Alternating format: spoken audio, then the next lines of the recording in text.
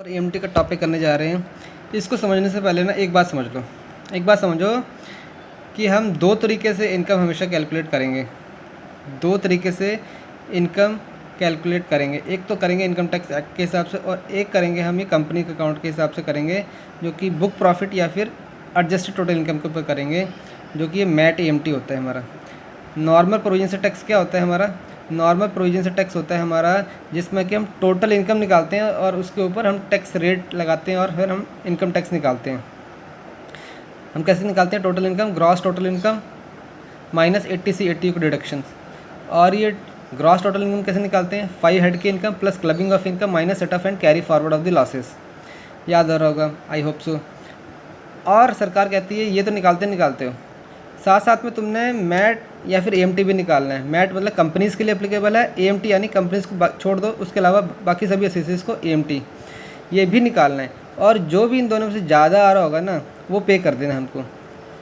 अगर normal provision से पे कर रहे हो तो कोई चक्कर नहीं है, लेकिन अगर मैट एएमटी ज़्यादा है और वो पे कर रहे हो तो जो डिफरेंस होगा ना उसका तुम क्रेडिट ले लेना हमसे, क्योंकि हम तुमसे ज़्यादा ले रहे हैं ना। नॉर्मल प्रोविजन से ही करना चाहिए था तुम्हें, लेकिन हम कह रहे हैं तो मैट एएमटी भी ले से भी कैलकुलेट करो और ये ज़्यादा आ रहा है तो तुम ये पे करो। तो सरकार कहती है जो डिफरेंस है वो हम उसका तुम्हें क्रेडिट दे देंगे, अगले 15 साल तुम क्रेडिट ले सकते हो उस चीज़ का। समझ गए? ठीक है, तो अब आ जाओ, अब तुम्हें आई होप बात थोड़ी सी समझ में आएंगी। मिनिमम अल्टरनेट टैक्स मैट ये 115 जेबी स्कीम में आता है। 115 जेबी मैट मिनिमम अल्टरनेट टैक्स और सभी कंपनीज़ के लिए एप्लीकेबल है एक्सेप्ट 5 कंपनीज छोड़ के, जिसमें से 3 फॉरेन की 2 डोमेस्टिक है। कौन सी 3 फॉरेन कंपनी? जिसका पहली वो है जिसका इंडिया के साथ DTAA यानी डबल टैक्सेशन अवॉइडेंस एग्रीमेंट नहीं है।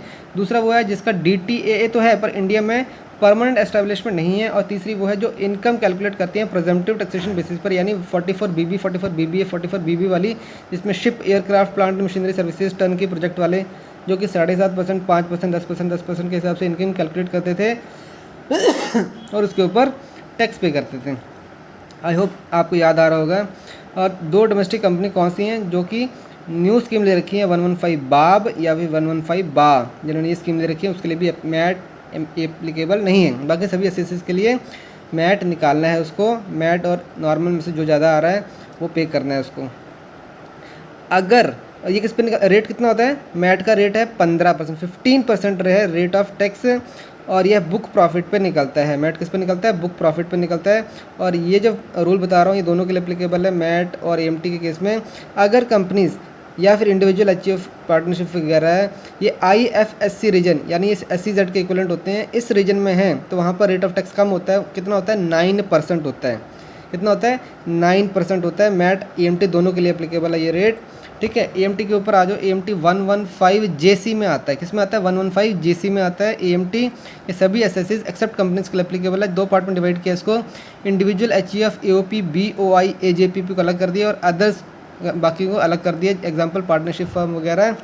अगर ये इंडिविजुअल HUF वगैरह इसकी एडजस्टेड टोटल इनकम निकालते हैं, पहले एडजस्टेड टोटल इनकम निकालते हैं। अगर वो एडजस्टेड टोटल इनकम 20 लाख या 20 लाख से कम आ रही है तो बेटा इसके लिए तो एएमटी एप्लीकेबल नहीं है। लेकिन अगर वो 20 लाख से ज़्यादा आ रही है तो वहाँ उसको एएमटी निकालना पड़ेगा, नॉर्मल टैक्स भी निकालना है। एएमटी नॉर्मल टैक्स में जो ज़्यादा आ रहा है वो पे करना है। अगर नॉर्मल ज़्यादा आ रहा है तो कोई चक्कर ही नहीं है, अगर एएमटी ज़्यादा आ रहा है तो उसको क्रेडिट मिल जाएगा, 15 साल तक चलेगा। अदर एसेसीज पार्टनरशिप फर्म वगैरह के लिए 20 लाख का फंडा ही नहीं है। सभी केसेस में उसको एएमटी भी निकालना है, नॉर्मल भी निकालना है, जो ज़्यादा आ रहा है वो उसको पे करना है। समझ गए? मेरी बात समझ में आ रही है? अब आ जाओ, रेट कितना होता है एएमटी के केस में? एएमटी के केस में जो रेट ऑफ टैक्स होता है वो होता है @18.5%।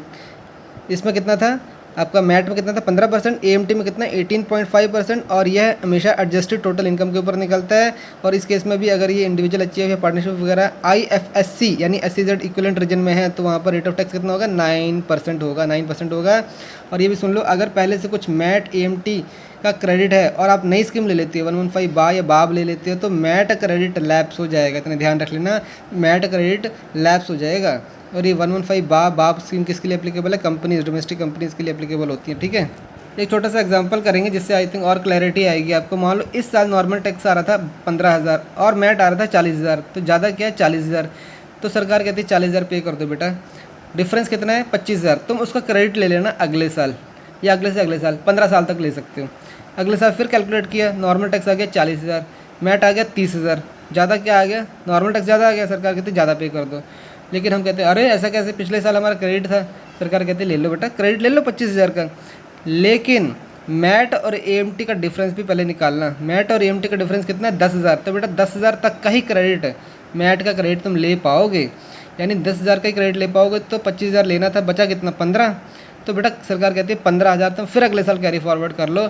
ऐसा करते जाना, तुम 15 साल तक कैरी फॉरवर्ड करके उस जो क्रेडिट को ख़त्म कर सकते हो, समझ गए। और एक बात यहाँ पर है कि अगर पहले से कुछ मैट एएमटी का क्रेडिट और नई स्कीम ले लेते तो वह लैप्स हो जाएगा, ये तो हम कर चुके हैं।